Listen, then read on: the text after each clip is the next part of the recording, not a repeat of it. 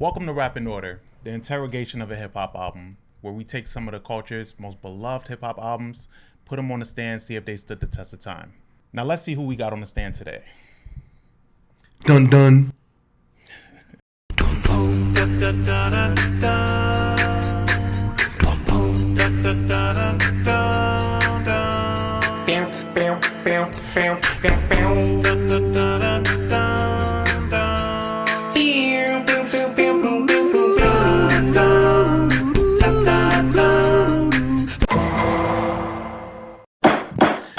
Welcome to another episode of Rap in Order. I'm First Class Regg. And I'm Taurian B.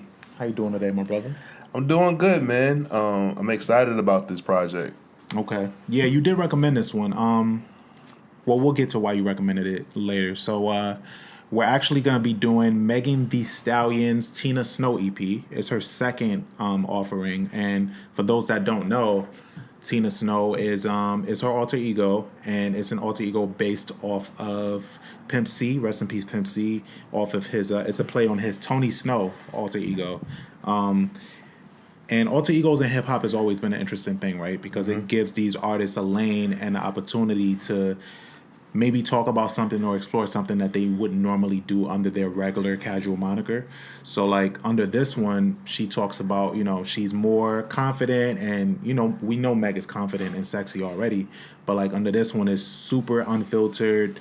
And under this moniker is where she got one of her biggest hits, which was Big Ol' Freak, which is how I came to know Meg and how I started paying attention to Meg. She only has one feature on this one. She had a Moneybagg Yo. I'm a big Moneybagg Yo fan. Try it. The album is about 10 tracks. She worked with Lil Juke, right? Juke on the beat. That's who does like most of her production to this day. How do we feel about this album, this EP? I love this EP. This EP was my introduction to Megan, and I heard it right before I went to South by Southwest that year. That was the year that Resident go. And I got to see her perform live, and I actually got to see like her effect on women and how well of a performer she is. I know that there's a stigma that a lot of female rappers don't perform well, but like she actually puts on like a show. Obviously she's twerking and stuff like that, but the way that she commands the stage, like you could tell that like she was going through like a boot camp, like training like how to perform, and it really like made me like respect her, because I was just like, damn, like not only is she like a big fine voluptuous woman, right, like a fucking goddess. Step on me. She knows how to like command a crowd, and like she had like the crowd in the palm of her hand. Like all the women was like, this was the first time I've gone to an event where the women were overly aggressive, moving me out the way to get to her, and I was respecting. I was like, fuck it, like how I look like, you know, in this moment, but like it was. I really enjoyed this project, and I think the reason why I enjoyed it is because when you find out like, all right, Tina Snow is a play off of that Pimp C moniker, you're like, yo, like she's actually like doing it well, and it makes you like wish like, damn, I wish Pimp would, you know, would see still, this and they could have collabed together. Like, oh man, it would have been beautiful. And then like she has like a lot of like connections to Pimp. Like T Ferris, her manager, was very well connected to Pimp, and unfortunately, you know, the guy that she was signed to originally, what is his name? Something Crawford, the baseball player. Oh, I forget too. I forgot his name, but like he has a partnership with Jay Prince, who signed Pimp C and Bun B UGK. So, you know, it's like all like a kind of like a full circle thing.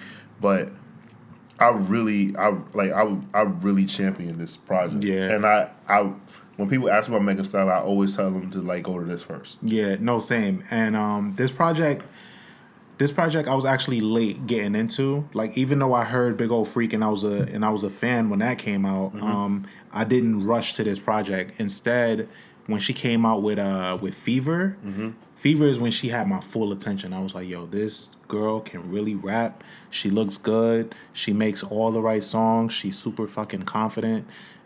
Everything, she checked off all the boxes, and then she has a really unique experience in her come up in rap because of her cosign from Q-Tip. Like, there was a point where Q-Tip was trying to get her indoors and trying to get people to sign her, and they weren't listening. And that's fucking Q-Tip. Like, are you serious? So, like, I That think is crazy, and yeah. it's crazy that like Q-Tip is not like didn't just I don't know. That's crazy. Yeah, Q-Tip, from what I know, well, rest in peace to Meg's mom, but I think they had like a good working relationship already. Right, because And her mom used to rap. exactly. So like that was how like Tip got put on to Meg and how she raps.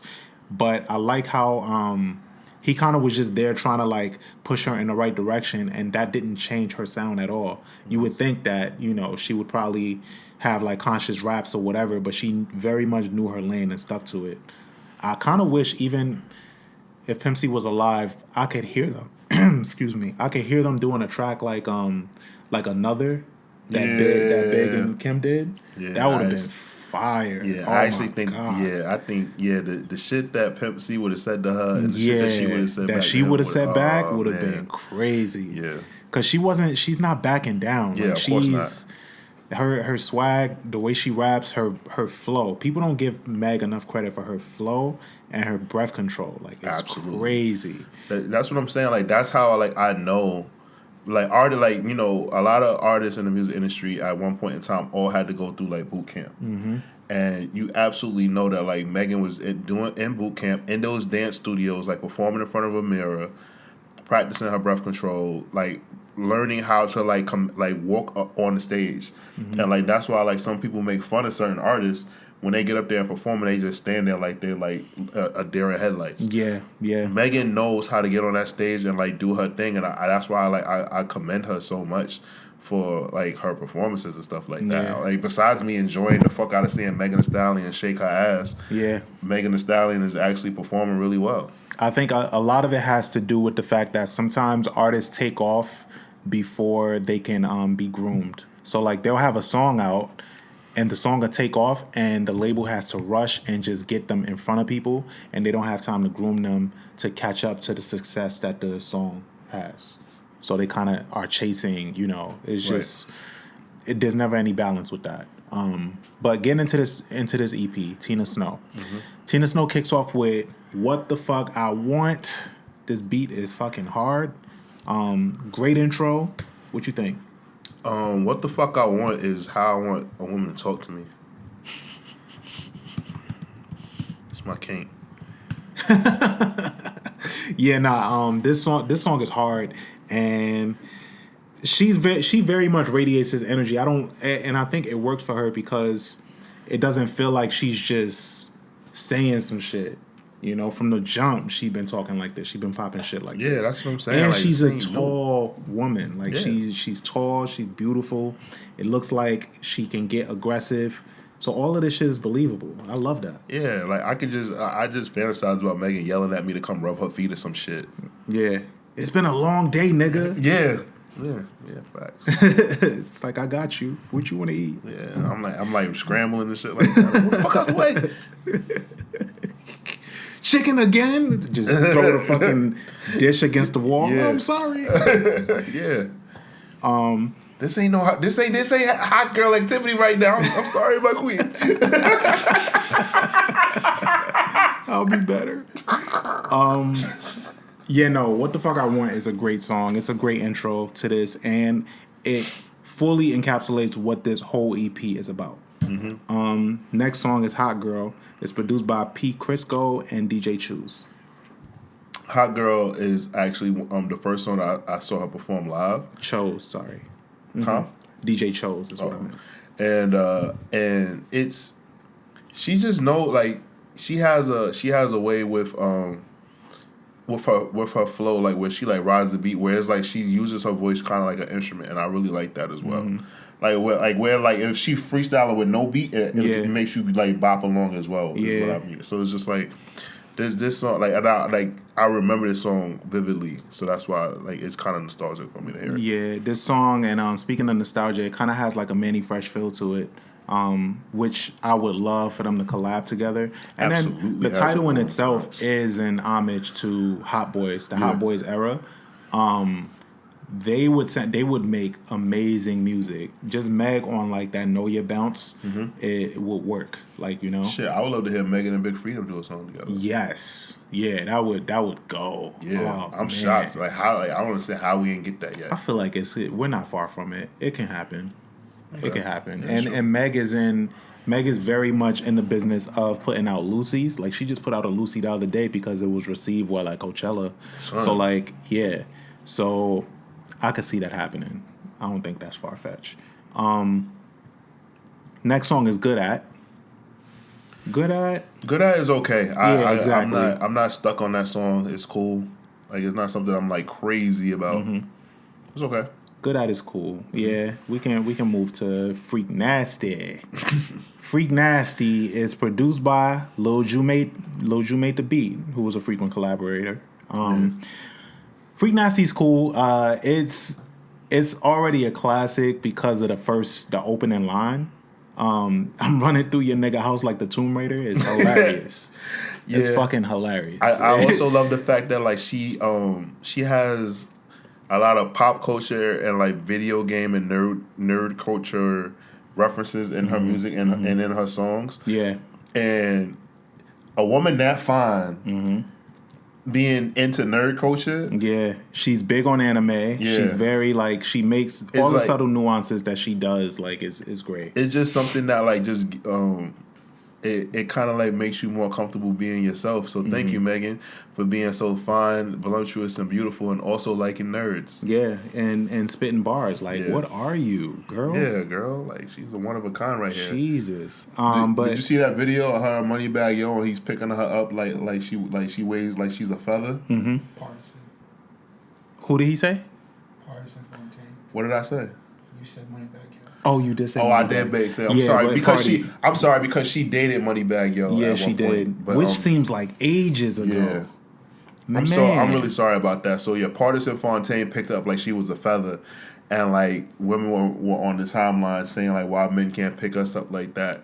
And and my thing is like you just got to find a man that's like Partisan Fontaine size. Partisan Fontaine is 6. He's built like a WWE wrestler. He is. He's 6'4", 270 pounds. He's a tall guy.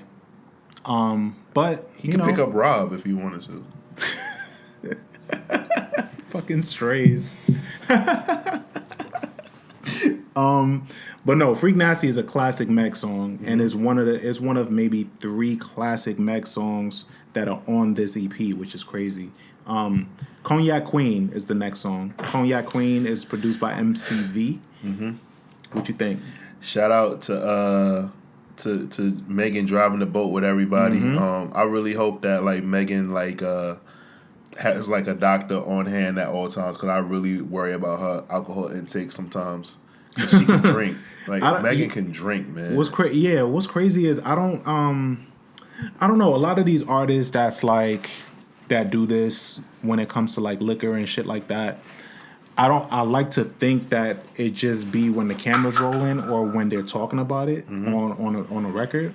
So I hope she's not drinking as much as we see. I think she's slowed down, but I think that Megan gets fucking wasted. Yeah, probably. Yeah, actually, you're right. She had that weird ass moment with G-Eazy that everybody forgets. Yeah. Remember that? Yeah. That was weird as fuck. G-Eazy was on coke. We know he wasn't. We know G-Eazy wasn't drunk. Where is G-Eazy? Is he still? Yeah, he's still around. He's in the base somewhere probably. Well, the next song that takes us to is Never. Never is produced by Lil Ju. I like the way you said Never. Yeah, what we think? Never is cool.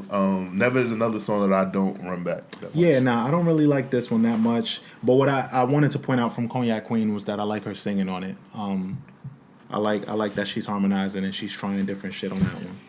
Yeah, I like her voice. Yeah, I think it's necessary that some women gotta have a decent singing voice. And, like, just in general, like even if you're not a recording artist. Yeah. Like, women that can't sing, man, that must suck for them. Yeah, I know a lot of women that can't sing. Like you can't you can't put your kid to sleep. Like, the fuck is wrong with you? That like to sing. Yeah, it's weird. But here we go. Big Old Freak. Damn, it's produced by Lil Ju. This single cover, man. Yeah, this single cover is fire. I love the sample on this song. I love how it kicks off. I love how when she performs this, how women really like. I've seen women rap this shit like how most men rap Jay-Z verses or Nas verses. Like it's just insane. Everything she's like the whole song, like if a girl suck my dick and then leave me on red the next day is kind of crazy. Like that would hurt. That would really hurt. Like just to hear that in the song is bugged out. Like the shit that she's talking about is so confident, is so like, and it's bars too. It's not just some. And then she gets into a bag of like melody. There's melody in this song. The beat is crazy. The hook, like this was the song that I was like, all right. Yeah. I kind of want her to get. I kind of want her to get back in this bag again. Mm-hmm. Like she gives us hints of it, but like this project, yeah, like you said, like it's like confidence, and it's like on some Southern Little Kim shit. Yeah. And I just really, really, really, I think that's another reason why like because my introduction to like really like listening to female rappers was Little Kim, Foxy, and like my mom was like a big Queen Latifah and MC Lyte fan, so it was like it kept like evolving from that because like obviously like they didn't really talk about like Queen Latifah and MC Lyte didn't really talk about sex, but they were like supremely confident, right? Right. And then you get Little Kim and Foxy coming out and like they're like these supremely confident women that basically just talking about shit the same way like how the guys around them are, and then you got Megan. And Megan came out, and like Megan didn't even need a crew to like bring her out or like to be standing next to nobody. And I think that is the most impressive thing about it. And her to still be talking about sexual shit, but like basically her being the dominant one. Yeah. Like so I just think that like a lot of shit that she brought to the table was needed in female hip hop. But I think that like she just like followed the wave because like obviously like Nicki like carried the flag for a long time. But I think Megan and Cardi really like knocked the doors down and like made things like a thing. I don't know if Cardi still want to rap though.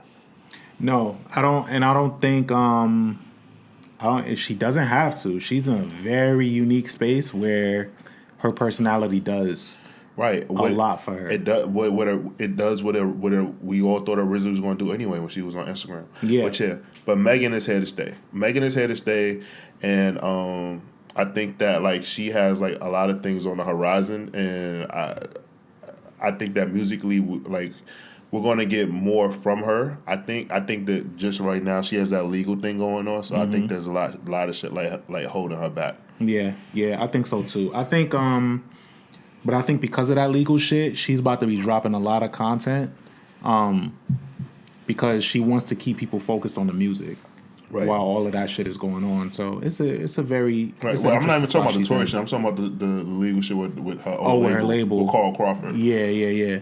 Yeah, you're because right. the situation with Carl Crawford, like it kind of like hinders her putting out music because every time she puts it out, he's saying that he deserves the royalties and stuff like that. I'm not even talking about the Tory situation. I feel like with the Tory situation, like even though it sucks what happened, like nothing, like there's no bad press that can come to her unless it's like proven that she absolutely lied. Yeah. So she's good.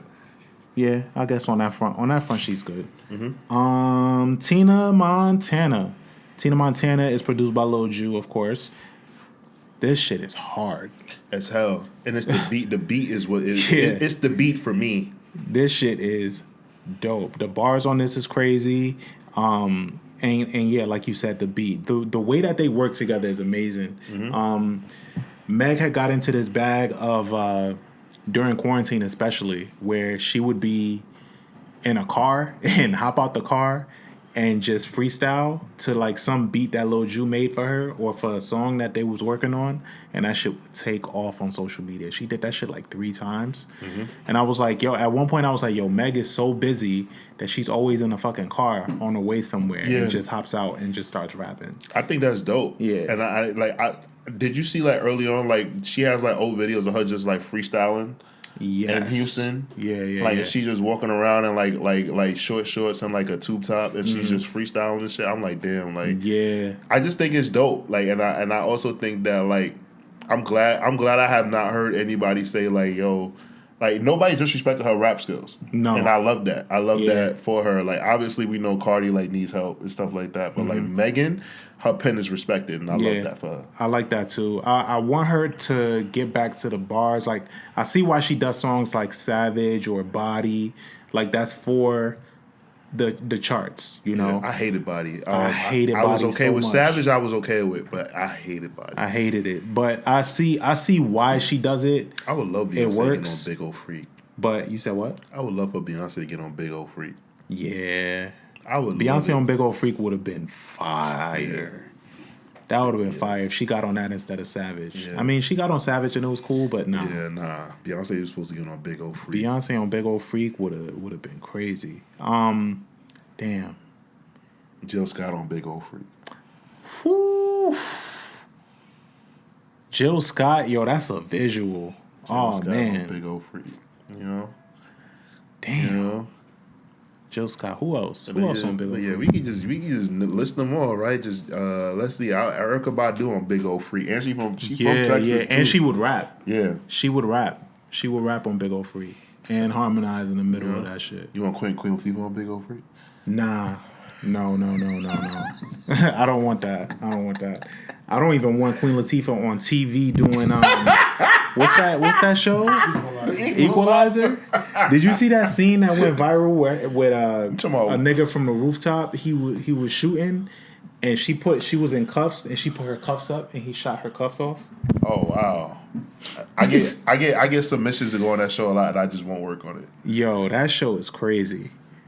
That show is crazy. I do want to watch it though. I haven't watched it, but every clip I see is nuts.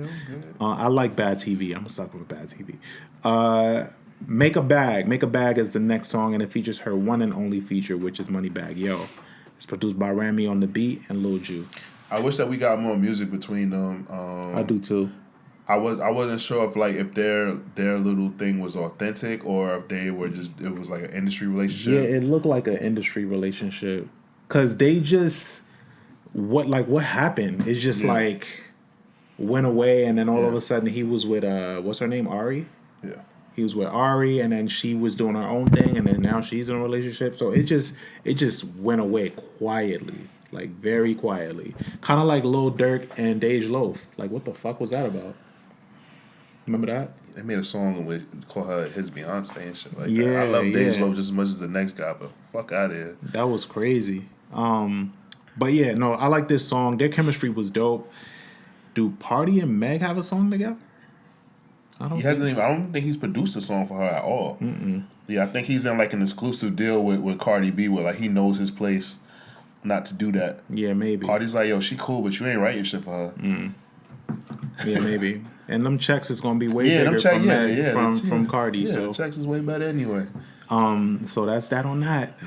The album rounds out with, the EP rather. The EP rounds out with Cocky as Fuck. It's produced by DJ Chose. I think this sums up everything for the project. Mm-hmm. Excellent closeout. Mm-hmm.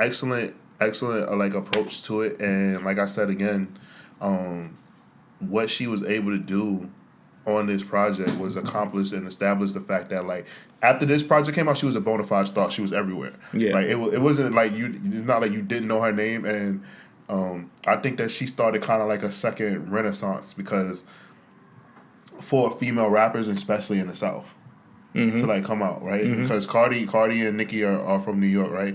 Because like Megan and the City Girls were like coming up. Yeah. Right? Love the City Girls. Yeah. Shout out to the City Girls, you two chocolate queens. Mm-hmm. And or brown skin queens. So everybody does it differently or whatever like that. I just say chocolate, brown, whatever. But I just think that like Megan kind of like I think female Southern rap. I like it when women from the South rap. Yeah, when I like when from the East. I like the accents. That's why I love Trina. I was a big Mia X fan. Me too. I was a huge Mia X fan. I like Mia X a lot. She could really rap. Mm-hmm. Mama Mia. But no, so that caps off this EP. What do you give it? I give it 4 out of 5. I'm explaining why I give it 4 out of 5. I give it 4 out of 5 because I think it was her. To me, it's her best project, even though it's an EP. I feel that like the production is really good and consistent. I feel like the lyricism on there is very good and consistent, and I feel that this is the project that you have to hear when you hear Megan Thee Stallion's song. Mm-hmm. So I'm learning to like not be so heavy handed with my grading system. But if I have to listen to it for Megan Thee Stallion, I'm saying like, yo, this is like a This four. is her This bread is and 4 butter. out of 5. Yeah. As far as the music, like it just works. There's really there isn't really like flaws on the project, but there's certain shit where I'm just like this is early in her career, but that's another thing that's impressive. Like she was so ready for this moment. Mm-hmm. Like this is the second offering that we got from her, and Yeah. like this could have been her debut album. Mm-hmm. I agree. I'm gonna go. I actually agree with that rating of giving it a 4. I'm gonna give this a 4 because it's so polished for an EP. The confidence is crazy. The rapping is crazy. The beats are amazing.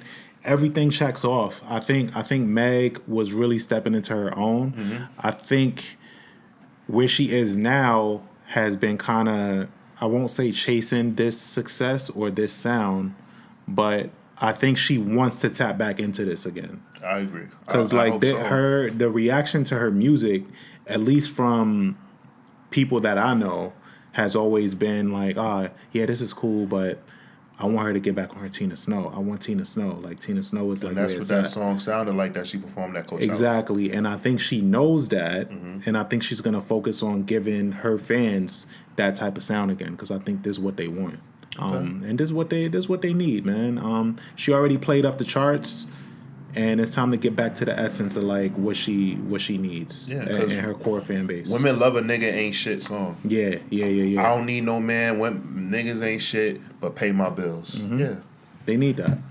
I ain't got no money, so yeah. Women love that shit. I can't pay the bills. But I'm First Class Reg. I'm Taurian B. We out of here. Catch you next time. Love you, Meg. Give me your fucking money! These are their stories.